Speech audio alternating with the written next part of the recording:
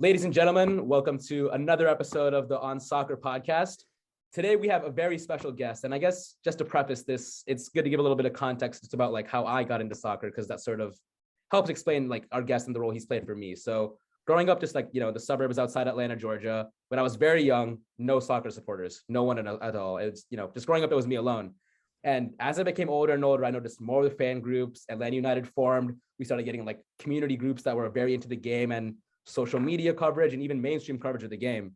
And a lot of that's due to a lot of like, the podcasts that are coming out, the social media work. And our guest today has done a very, good job and played a big role in that. So someone, I'm sure many of y'all know, but without further ado, the host of the Sam's Army podcast, Sam's Army on all social media, the man himself, Samuel Army. How are you doing today, sir? I'm doing pretty well. Thanks for that. Thanks for that intro. That was very nice. Probably a little too nice, to be honest. Yeah, I try to just wing it every episode and see what comes up, but definitely appreciate it. But yeah, no, appreciate you making the time. Very excited to, sort of get into things and talk today. I'm sure most of my, the people who listen to this podcast probably are aware of you just through your Instagram and Twitter and things like that. But before we get into everything, we usually start our episodes with a soccer origin story. So just like real quick, in terms of like your origin story, what would you say is like the moment you really like fell in love with the game? What were like the teams and players you came up with, and when did that sort of happen to you? Yeah, I would say it wasn't, I don't know. I assume probably this goes for a lot of people that you have on, that like, it's not like there's just sort of one moment and you're like, aha, soccer is going to be my life. It's more, my parents put me into U6 soccer, put me out on the field, try to get rid of me for a few hours here and there. And I loved it. Obviously met a bunch of friends and, just continued playing. So I basically played from, let's guess age 4 or 5 up until, well, I'm not going to age myself, but I've been playing for decades now at this point. But I almost see it as like two tracks. Like there's my playing whatever sort of life, and then there's my fan life. Because growing up, I wouldn't even call myself, I certainly wasn't an English Premier League fan, because the game was just not accessible to fans here in the US at the time. So basically and MLS wasn't even around at this time. Yeah. So it's, so my playing, I just played, I still play to this day, a lot slower and not quite as well, but, I still play after all these decades. But then on the fan side, when I really became sort of aware that, there's these other people who play soccer and do it really well, and they're fun to watch. I think that was the '94 World Cup here in the US. Yeah, when, I fell in love with Baggio and his little rat tail. And, the Brazilians are obviously a ton of fun. The US made a great run. I think that goes for a lot of people of my age. Like that US based World Cup was just like a breakthrough in terms of like just sort of witnessing just a different level of play, because this is really before the MLS. So I know that there's people my age that like their parents were huge soccer fans and they like would watch straight EPL via some crazy way. My parents weren't really soccer fans. They just sort of got me into it that way. So I wasn't a big EPL fan. '94 World Cup. If we're going to say there's one milestone, it's the '94 World Cup. And then the Premier League. So at that point, I became like a fan of soccer and watching soccer, international soccer. And then EPL probably wasn't until college, quite a few years after that, where, I really got into sort of Champions League and Premier League. And I went abroad. I studied abroad in Scotland. One of my good friends was studying abroad in London. So when I went and visited him in London, he was staying with an Arsenal family. Nice. So me being the very sort of nice / antagonistic friend that I am, I thought, you know what, maybe I'll be a Tottenham fan. Sort of started to watch Tottenham a lot more. I was like, man, these guys, this is fun. This is cool. The name itself, Tottenham Hotspur, was so weird that I really sort of liked it. And, then over the years, like the Keanes and the Berbatov, especially, like, so I became more and more sort of slowly a huge Tottenham fan. So, I was US fan from, birth essentially, and or at least as soon as I realized that there is such a thing as a US soccer team, men and women. And then on the EPL side, Tottenham kind of came about a lot more slowly. more organically, I guess. But that's probably the longest and least sort of direct answer to that question you probably ever gotten. No worries at all. Definitely very interesting to hear, like, from your, like, youth, how it's changed now. But I guess, just like touching on that, did you follow MLS and like their inaugural season when it first started and stuff, or was it sort of after like all the EPL stuff? Sort of, but not. Okay. I've always been, I've always known about MLS and sort of casually followed it, because I know that is because I've always wanted soccer to be bigger in the US. Like before I even got Yeah. into this whole social media thing and blogging thing, podcasting thing, Mm-hmm. I always wanted to, just sort of had a interest in soccer becoming the sport that like all the soccer fans in the US know it will be, but it's, Yeah. it's just going to take some time and everything. So sure. I was always interested in MLS.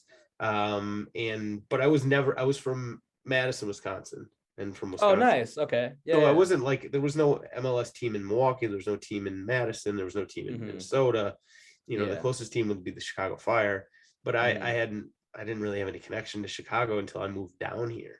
And so when I moved down here, and that would have been in the early 2000s, that's when I became more of into MLS and into the Chicago Fire. Interesting. Okay. Sort of casually before that, and a little bit, I wouldn't call myself hardcore still. Yeah. Okay. Fair. but less casually, Yeah, definitely. No, it's interesting that you bring up Madison because, I mean, obviously you go to school in Michigan. So lots of people, from there, just in the Midwest in general, people born there and stuff like that. Surprising soccer community, at least now I would say. Like one of my good friend on Michigan's dads, he actually played on the soccer team at Wisco way back in the day. I got a couple friends that played like high school soccer there that almost went on to play Forward Madison. Like, I don't know if you've been back there recently, but is it sort of like popping there in terms of soccer now, or? That's a good question. So I get up there maybe a couple times a year to visit my parents. My parents still live up there. And the Forward Madison thing is a very new thing. Like I'm still wrapping my head around the fact that there's like a pro team, like they're paying people to play soccer in Madison, it's Wisconsin, crazy, which is awesome. I mean, it's just awesome. I'm so excited about that. I still haven't gotten to a game, which is sort of embarrassing at this point, but I will get there. My guy Drew Connor actually just joined the team, so I'm for sure going to get to a game this year for Forward Madison, if not multiple games. But growing up, like the Madison scene there was always soccer was always big there, especially youth soccer, but it didn't go past that. We didn't have a USL team. Obviously there wasn't really a USL at that time. There was some more serious soccer in the Milwaukee area. So that's where like ODP, I know I'm really dating myself here, but like that's where ODP happened over in Milwaukee, and the people who were really, really serious, you'd have to travel to Milwaukee to go do ODP and stuff like that.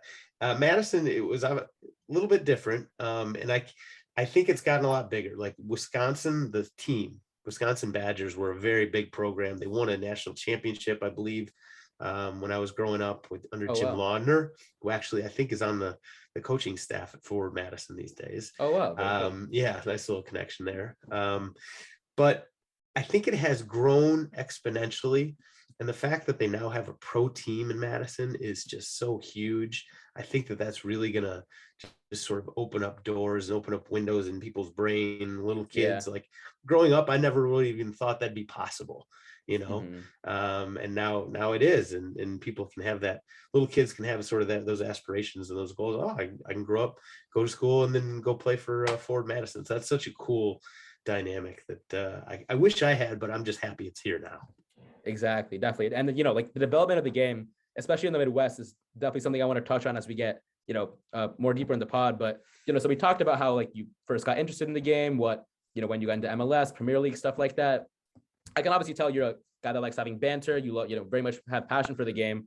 When did you sort of just like, I guess, start to realize that you could have the social media like was it like a very off the cuff thing, like this whole like the podcast, the social media page, or did it just like happen naturally? Like I'm very curious how that even started. Sure, it really came out of the blue. I didn't see this coming. I definitely didn't have a plan. I definitely didn't have a good desire to do it even. But it's sort of a funny story because my good friend Dan Katz, who's now better known as Big Cat, Oh, yeah. He was Big sort of Wisco blowing guy. up he was already blowing up yes, Wisco guy, exactly. He was already blowing up at the time with his association with Barstool, and actually this is way before, pardon my take, Gotcha. before he like took him into the stratosphere. Yeah. But he basically just asked me if I wanted to do some blogs for his Chicago Barstool page Ah. back in 2014. And he's like, just want to do some, because I was his only friend that liked soccer. and I wrote, I am a writer. So he's Yeah. like, do you want to just write some blogs about soccer? And I was like, okay, sure, why not? That sounds fun. It was fun. And so I just kind of continued on with the blogging for a while. When I started the blogging, you kind of had to have a Twitter account. So he started a Twitter account for me. I didn't have Nice. Instagram. It's just like blogging and Twitter for a while. Then eventually, I got I think Instagram came next.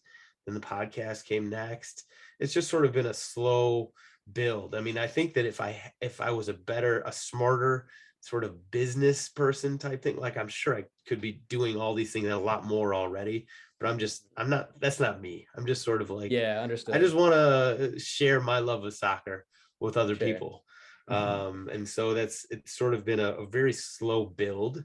And I don't think like podcasting is not like a medium that I'm very good at. I don't think I like understand. I've learned it. I've picked up some tips here and there from, over Yeah. the years of banging my head against the wall, but like talking is not like something that I do a lot. Like people, I think a lot of my friends, when they hear that I do a podcast, are like, what?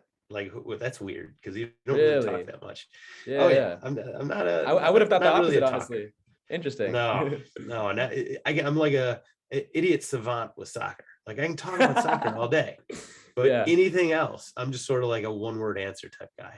It's just doesn't make sense. So to answer your question, like I had no aspirations, I had no Yeah. ideas about what this is, but then I got my Mhm. feet wet with the blogging and the tweeting and the Instagramming and podcasting, Yeah. and I mean, I just really love it. I really Mhm. love sort of talking about soccer and spreading my love of the game to other people and sort of seeing the sport grow. I mean, like the difference between 2014 when I started and 2022 right now is night and day. It's Like we're crazy. talking about Forward Madison. Forward Yeah. Madison wasn't even like a glint in somebody's eye in 2014, So Yeah. like the fact that we have a professional team in Madison, Wisconsin is off. It's just so heartwarming to see. And Definitely. we're still sort of in the beginning process, right? Like in Yeah. 2026, when that World Cup happens here in the US, I mean, it's going to be another sort of step change. And so just like having just a tiny little role in just sort of in being involved, feeling like I'm involved with that is so awesome. So I can't imagine not doing it. I wouldn't say I can't imagine doing anything else because it's really a passion project. It's a Yeah. hobby. It's a very time intensive hobby. It's not a job. It's not what pays the bills. It doesn't pay any bills. In fact, it probably cost me money to do so, but I just love it. It's just it's a passion project that I'm passionate about. And that's the thing about passion project. If you're no longer passionate about it, you It's just just, yeah, stop, I guess. exactly. Yeah. So I guess it's like, on that note, I know you'll like still like occasionally like, write a couple articles for Barstool here and there. The podcast and the social media, is that like officially affiliated with Barstool? Or is that just like your own thing fully? It's my own thing. It's my Okay. own thing. So like Got you. I have no, like Barcelona and I, like we've always had a weird relationship. I've always felt Mhm. like I was sort of like I don't know, part redheaded stepchild, part the guy in the basement of Office Space with the red Yeah, stapler, who sure. they just they let me come in and they let me do work and Mhm. maybe offer me a piece of cake every now and again.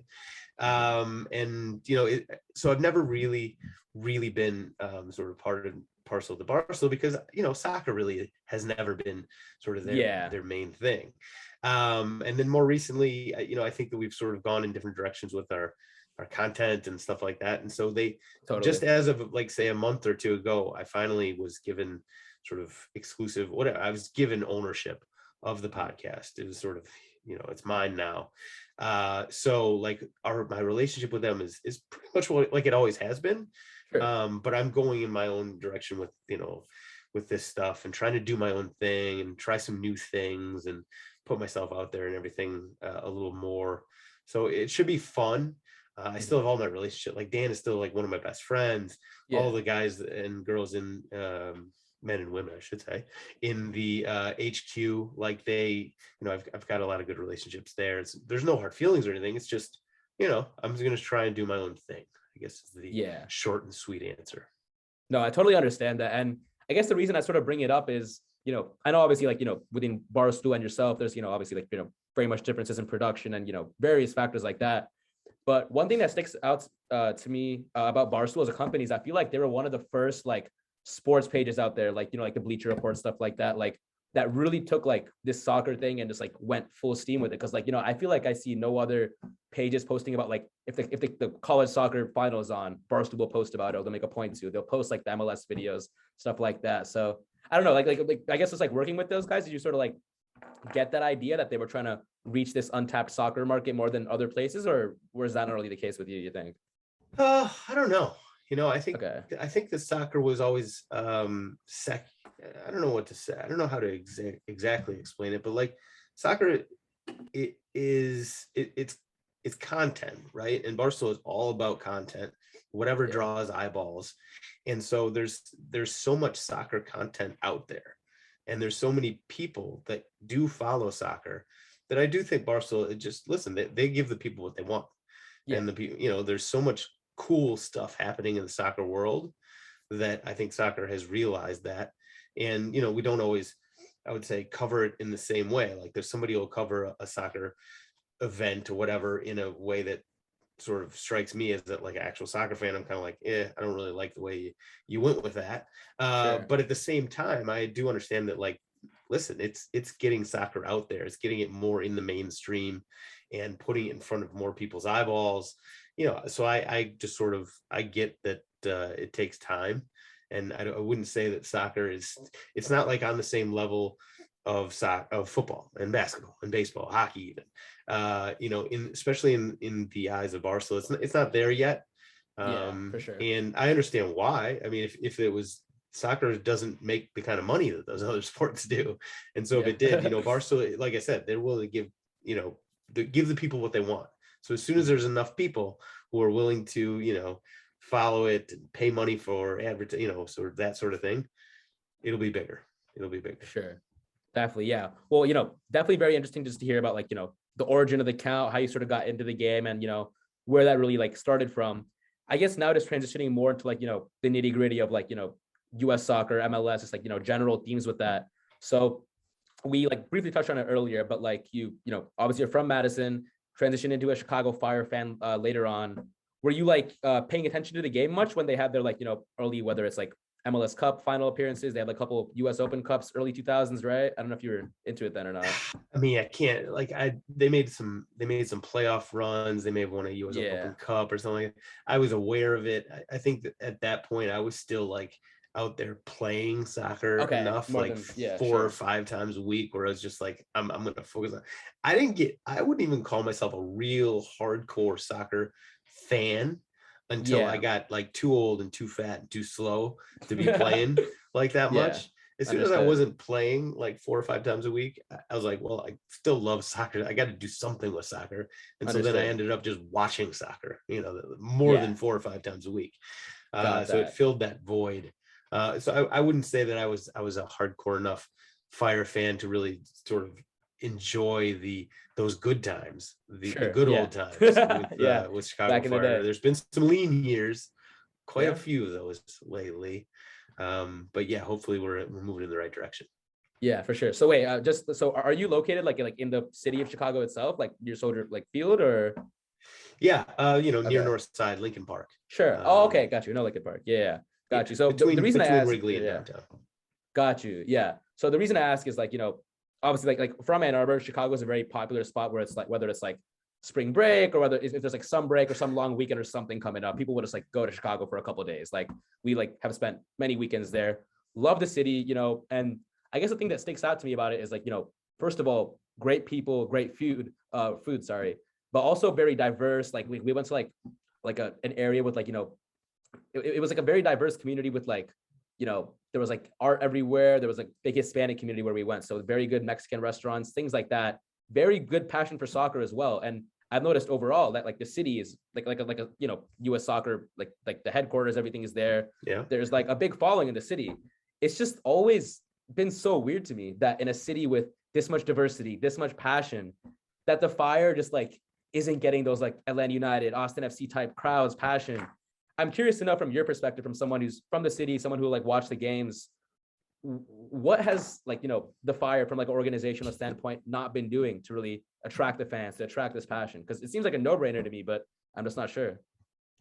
What went wrong? Yeah, I would say there's two sort of main issues. Number one, the stadium was out in it was out by Midway essentially, so it was an hour away from downtown. Okay. So even further away if you're like sort of the north side. So, basically it's tough for people to get to games. It was tough. That's number one and they just changed that. So the number two was a lot of losing, just years and years and years of losing. I know it's Understood. sort of sad to say that, but like, it's absolutely true. Like they had that 1 year with Bastian Schweinsteiger, his first year, which was sort of out of the blue. They got really good. Unfortunately, it fizzled out in the first round of the playoffs, but it was cool to see them. It was really exciting. Like I was going to games and I saw the crowd get bigger and bigger as the season went on. And like for the playoffs, it was like a full house and everything. Like if there's a winner, people would even go that far out there. Wow. So I think there were the two issues, the stadium being just a long way away and just not winning. Those were the two things. And that's why I think they're on the right track on both of those, so they got Soldier Field going right now. God knows what's going to happen with the Bears there. Sounds like they may even head out, which maybe then the Fire could just sort of be the sole or at least primary resident there. I don't know. We'll see. Who knows? That's not their right now. It's not their official like long-term thing. And maybe they'll make a soccer specific stadium around here or whatever. As long as they stay in the city, that's what's key. I hope they do. I don't think they have any plans to leave the city. Number two, you got to win. You just got to win. Yeah. And so we started the season pretty hot this year. So I'm excited about that. They got the new owner, Mansueto. Really seems like he is officially committed to the team and putting money into it. And so, it feels like a brand new day. It feels like we're moving in the right direction on all kinds of fronts. So I'm pretty excited because, as you said, Chicago is a soccer city. There's so much passion for the game. There's so many people who play it here. There's so many good like teams and clubs, youth, all the way up. That if they get this right, if they do it right, and it'll be big. It'll be big, and soccer will be up there, and Chicago will be up there as the teams you just mentioned. Like the Atlanta Falcons FC. Fair play. Long story on that, but all the other teams that the Portland's out there, Seattle's, the teams that are really sort of you think of when you're like they have that atmosphere, they got that vibe going. Chicago can be right at the top of the list if they get this right. Definitely. No, 100% agree with like I guess like the main basis of your message. I saw that you were at I think it may have been like the home opener, maybe like Shaqiri's debut or something, but there was a good like 25-30K even maybe, which I thought was very good. But do you notice like a sort of like excitement with like Shaqiri? I think he scored his first goal like last week. Like what's the ambiance of Chicago? Oh yeah, like it's different. It's different this year already. I mean, I think Shaqiri has probably a big role to play with that, but like I just also think people realize that maybe they're moving in the right direction. They completely cleaned house over the offseason on the roster, and so brought in a whole new squad. They have the big name like Shaqiri. Gaga, I think, actually is starting to become like he's only 17, but I feel like people, the fact that they're like comparing with like Gigi Buffon or everything, like I think he's actually becoming sort of a name. He was on the national, he's getting called into the national team and that sort of stuff. So, they've got these recognizable players. They're here in the city with the Soldier Field. Yeah, I think that the vibe was very, very different at the home opener a few weeks ago. And so, yeah, I'm excited. I'm excited where we're going from. Yeah, for sure. What do you think this season's going to be like? Like, what's your, I guess, prediction? You think Chicago's got a shot at like playoffs, maybe making a deep run? If you had to sort of just like call it now, what you think? Got to make the playoffs. Like they Yeah, for have to sure. make. That's like the bottom. They have Minimum, to make yeah, the playoffs. And sure. the thing about MLS is, as long as you make the playoffs, It's everybody's got a anyone's. shot. It's like March Madness 100%. at that point. Whoever wants Oh, wins. Like, yeah, everybody's got a shot if you make the playoffs. yeah, So that's the game. I definitely. mean, like I don't think that Chicago Fire fans would be like disappointed if they, went to the conference finals or something and lost. Like I don't think that's something that like we're coming off of a low floor here in terms of expectations. But you got to make the playoffs. They got to just be a good team, fun to watch, score some goals. I don't think our expectations are very high right now. I think we've been beaten down for years. So it's not like they have some sort of bar where they, got to make the MLS Cup finals or anything like that just to make people satisfied. I don't think that's what it is. You got to make the playoffs. You got to be a good team, really fight. And I think that they look like early on in the season, it looks like they look good. they're in the right direction anyway. No, definitely 100% agree. And I guess, more from like I guess transitioning from Chicago more into like general MLS teams. I know you have a section on your podcast or like a little segment where you talk about just like, your bets of the week or just like, best plays and stuff like that. I have a couple of like MLS futures up here that I'm thinking about for this season. I'm wondering if you could like rate them from 1 to 10 and just let me know what you think. Whew, all right, let's give it a shot. All right. First one, I don't think you'll like it, but Atlanta United to win MLS Cup. I think I got it at plus, oh man, it was 1,000, I think, 1,100. Not bad.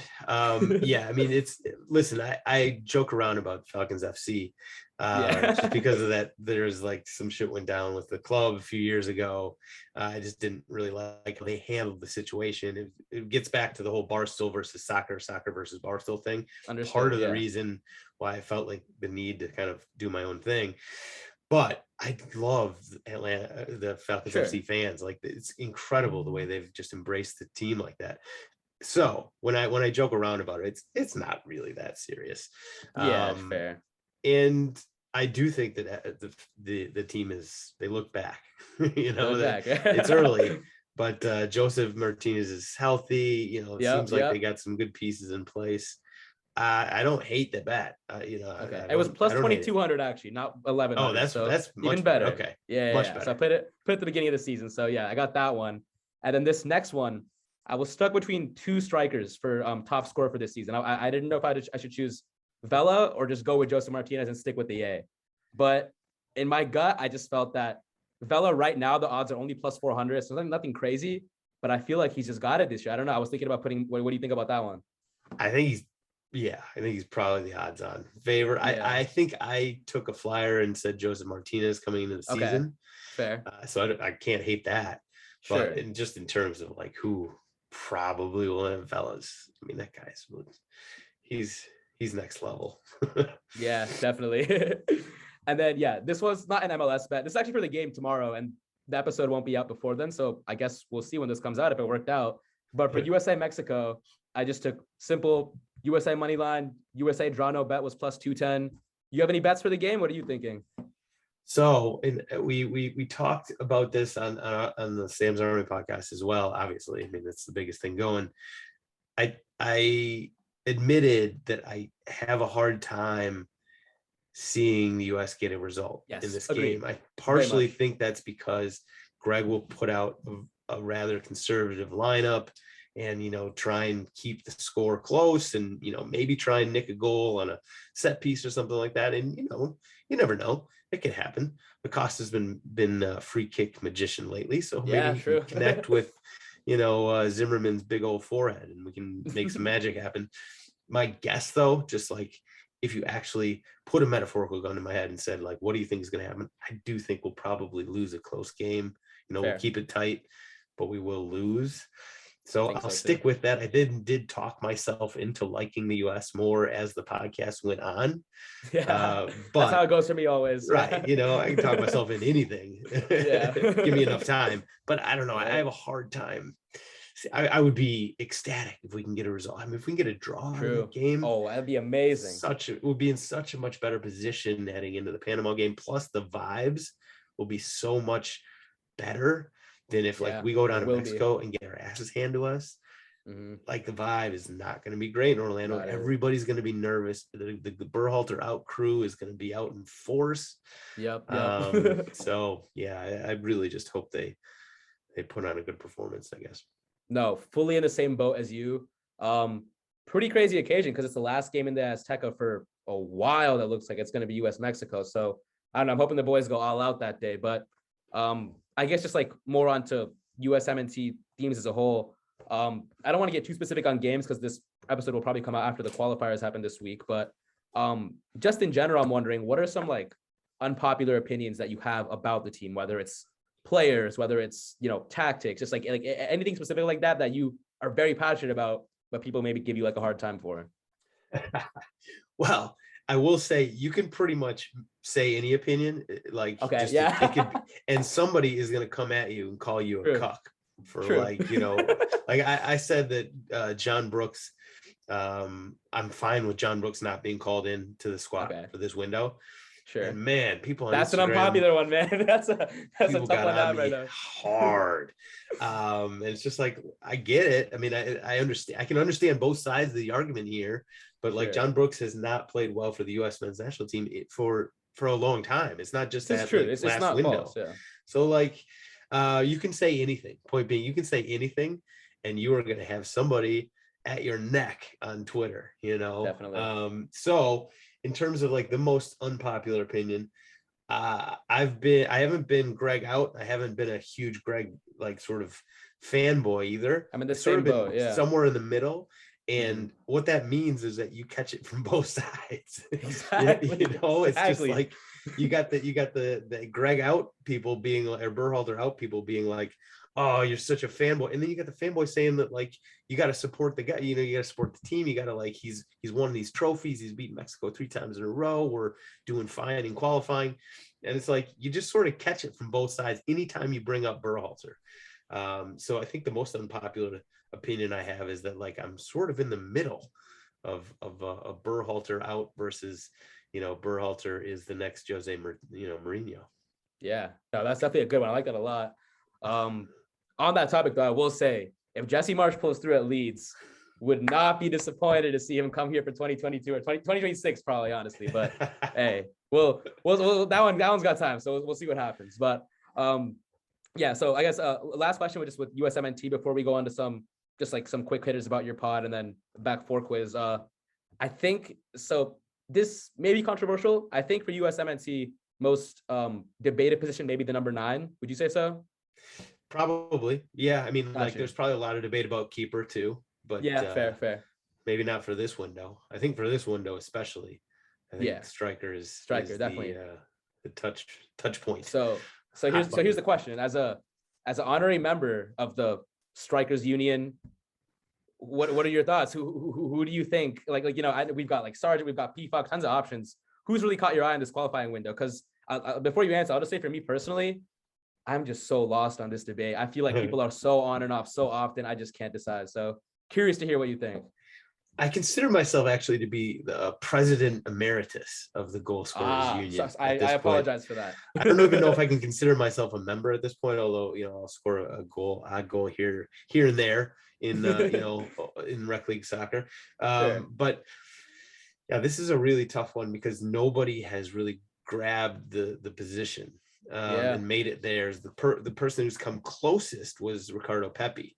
Yep. But then he came, and then first of all, he didn't play well in a window, and then he's gone to Augsburg, and he hasn't really, he certainly hasn't blossomed there yet. It's a tough place to blossom. Right. It's not a great situation, which I think a lot of people were rightly a little concerned about.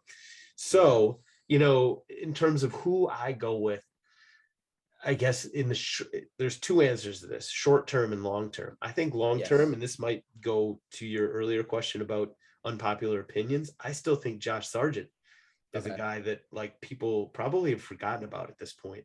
Yeah, it seems like it. I think that kid is like legit. I think he obviously has not had the best World Cup cycle, but he's still young. He's still so young. So I think that people have probably forgotten about or moved on from him a little too quickly. For right now, I do think Pepi is our best option. I think PFOC may get the start this window. We'll see what happens against Mexico. That'll be a weird game in terms of sort of the lineup we put out there. But I think our best 11 will play against Panama, and I wouldn't be shocked to see PFOC out there in that one. But I think that Pepi, by the time, I'm hoping anyway, that by the time the World Cup rolls around in this year, either Sargent has sort of found his form or Pepi has sort of refound his form. Those are the two. I think Pepi and Sargent are the two for me that I'd lean most heavily on, into, or sort of have my hopes on anyway. Yeah, no, definitely would agree with you there. The Pepi train was crazy when the hype was first building up. Like, oh my God, I just remember how excited everyone was for him. And, obviously it has slowed down.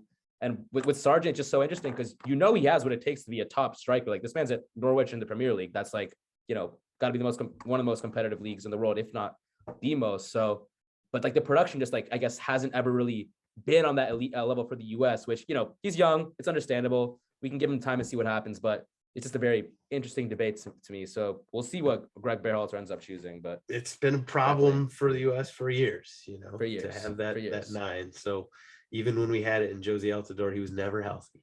So there's always something. Unfortunately, there's always something. Charlie Davies, he was going to be the guy. Charlie Davies, yeah. He got the car crash. It's just like it's always something.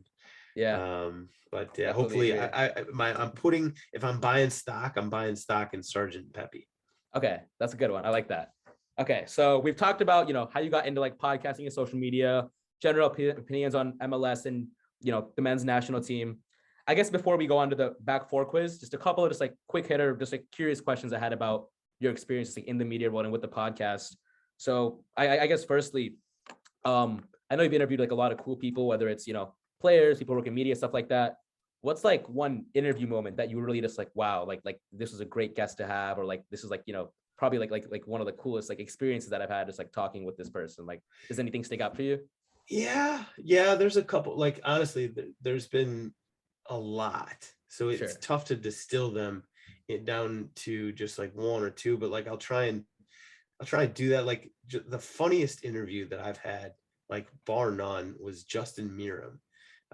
I've been trying to, he's a Michigan man. I've been trying to get him for so long. He's man. awesome. I love him. He's so funny.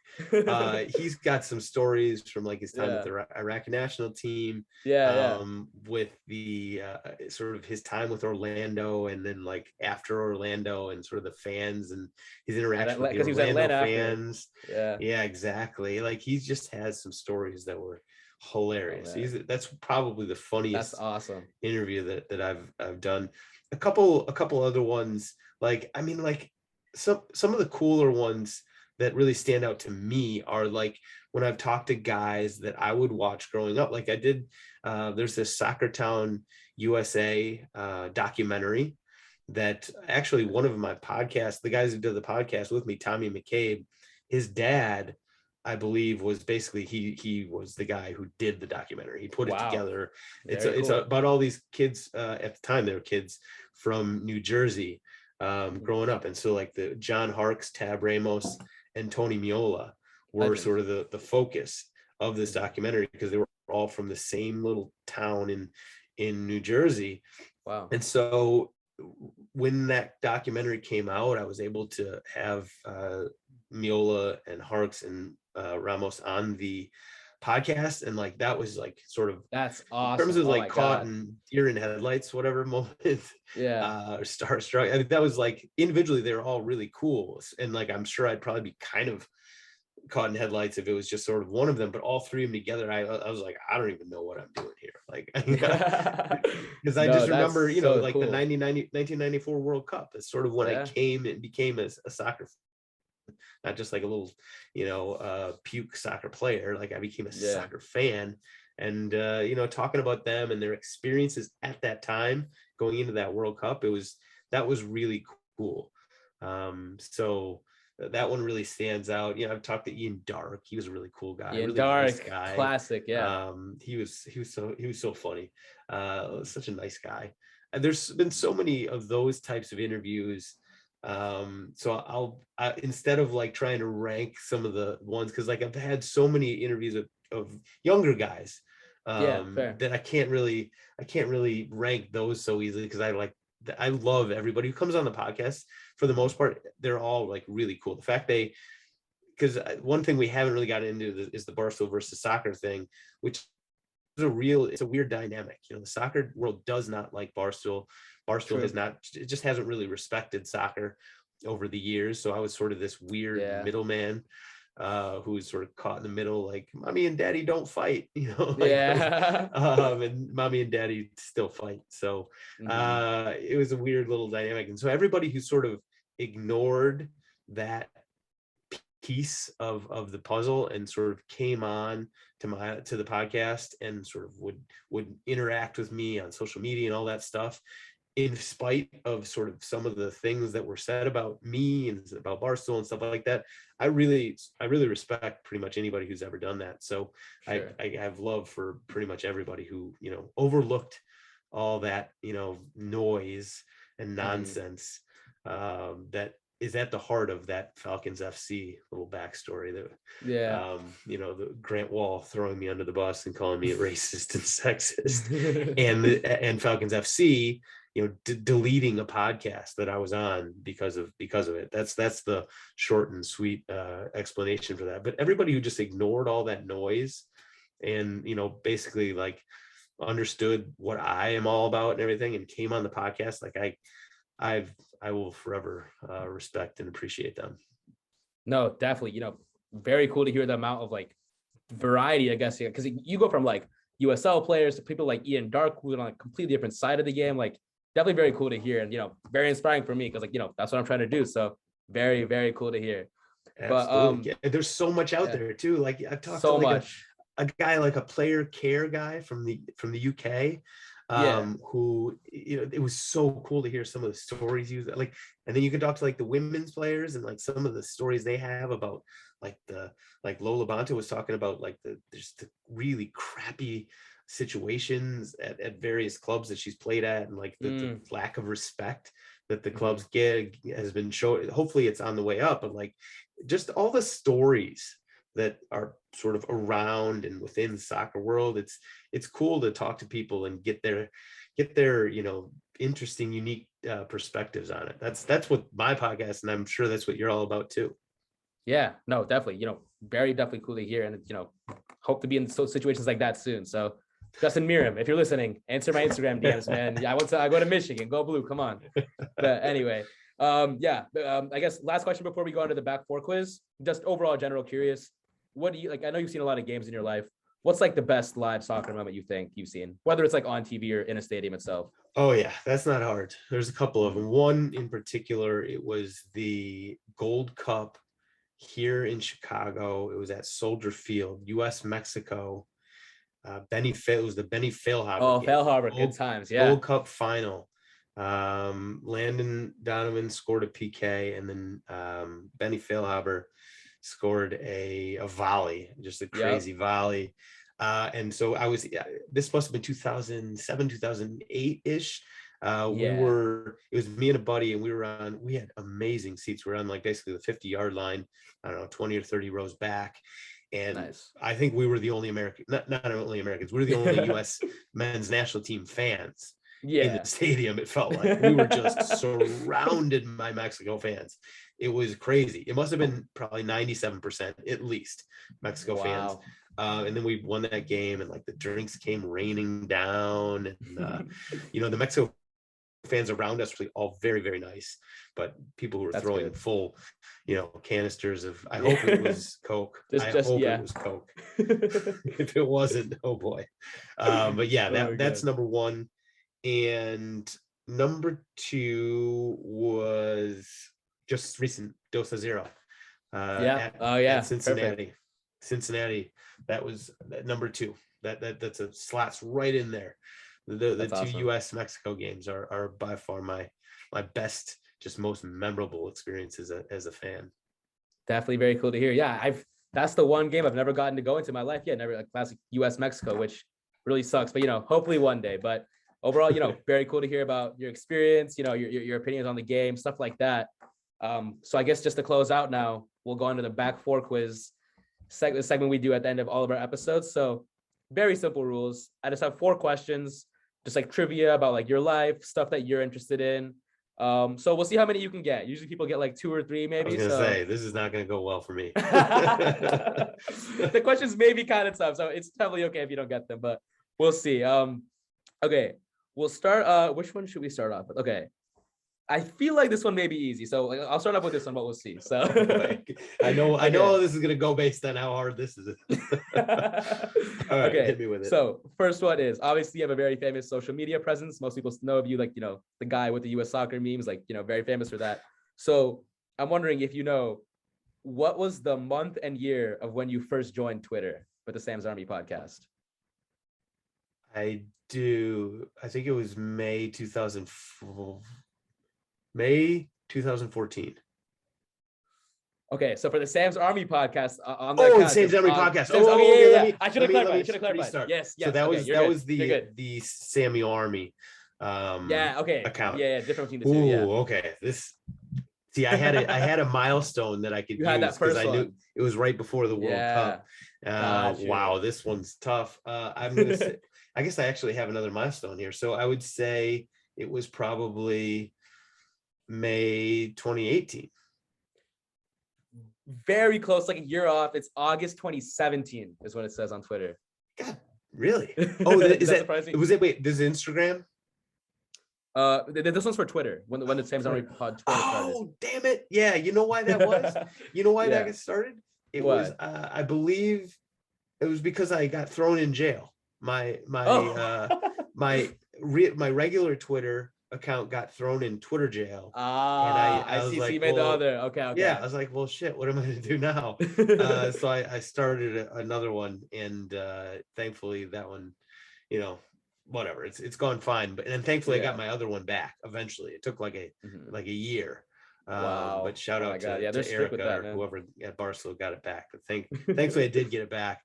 Yes, damn it. I'm already 0 for 1. This is gonna go down. It's okay. That's okay. Hey, we got redemption opportunities coming up. All right. Oh boy. Okay. All right. Second question. So, for those who don't know, you recently just released your very own merch store, different collections, different types of clothes. The hoodie's absolutely fire. I'm looking to get one soon myself, so definitely will do that. But on the clothing website, there are 3 collections of clothes available for Sam's Army. I'm wondering if you can name each of the 3 collections. Do this one. I can do this Okay. one. Okay. The website is samsarmy.net, by the way. Nice Put and that out easy. there. Easy to remember.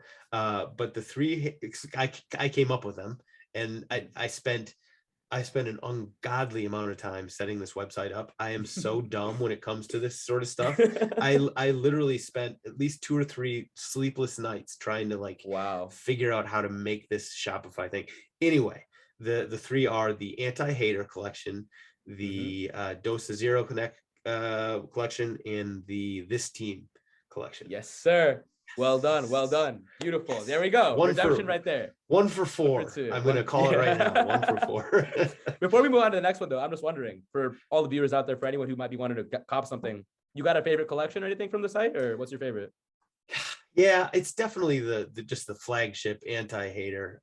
Yeah, I like that one too. This sweatshirt, I actually have the sweatshirt on right now. It's like the sky blue with the little badge. Oh, it's one's comfortable. Nice. I'm not very good at promoting stuff or marketing stuff, but this is I'm pretty happy with with this so far. Yeah, definitely very cool to hear. Yeah, y'all better go run that up right now. By the way, scarves are coming, and they might actually be the best of the bunch. Yeah. Okay, keep an eye nice. out for that. No, that's awesome. But perfect. Okay, so 1 for 2 so far. 2 more questions. Let's see. Let's go with. I have like 5 questions down. I'm just trying to decide which ones I should add. Okay, I'll go with this one for now. Okay, we'll go on to some Chicago Fire trivia. In MLS, there's a very historic award called the Wooden Spoon, which goes to the last place team in MLS. Yes. Chicago Fire. Did they not rename that the Cincinnati? Oh, did they rename it? No, Okay. but they should have. They should. You're right. You're right. I think they were talking about it. Probably. But so the question is, in their history, how many wooden spoons has Chicago Fire lost? Won? I don't know what the right word is. Well, yeah, I know. Yeah. Been assigned? How many wooden spoons been assigned. have they been assigned?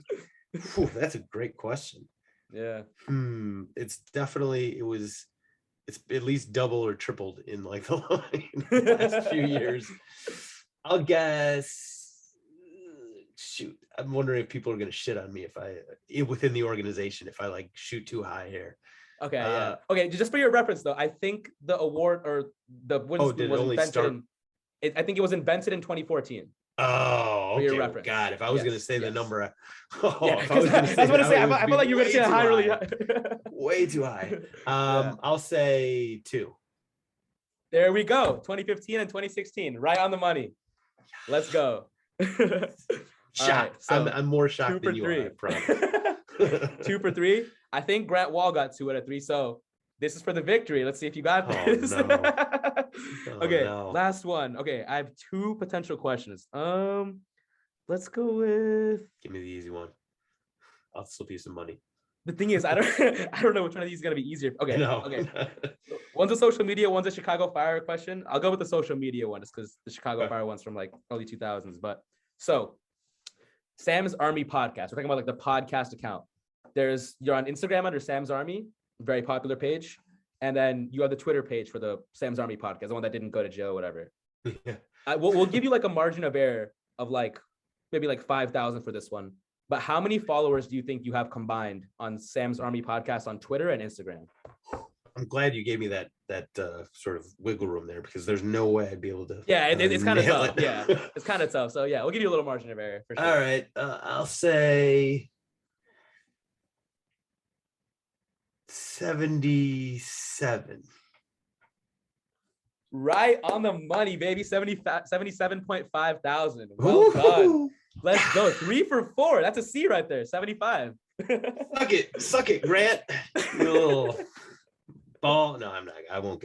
I've tried to stay positive about it. Like, he's just a clout chaser, and I'm sure it's not personal that he hates me, but it's whatever. We're past it. And the fact that I nailed that, yes, 3 out of 4. I'm feeling good. This is like by far the best, result on a test I've gotten in decades. Hey, glad to hear it. But hey, listen, Sam, really enjoyed learning about how you got involved in soccer, how you first gained your like prevalence online and all that. Your opinions on MLS and the national team were very fresh to hear, as well as just like, a Chicago native, and your opinion on the soccer scene there. So, very much appreciate you giving your time here. I guess just to like close out, if you want to just like plug this like the pod or the page or just like wherever everyone can get information and check you out, definitely floor is yours. Oh, well, I'll just make it real quick. Like, Sam's Army podcast and samsarmy.net is sort of, you can find anything you want there. But like, number one, I'll just thank you. Thanks for having me on. Thanks for sort of doing the work you're doing. Honestly, that kind of stuff. And like, that is what we need. We need more people talking about soccer, thinking about soccer, putting out soccer content. Like, a lot of people talk about it, but it's not so easy to actually do it. And the fact you're out there doing it yourself, I applaud you. So thank you for doing that. Awesome. Yeah. Well, with that's the end of the episode. Thank you guys so much for watching, and thanks again, Sam. Really appreciate it. Yeah, anytime.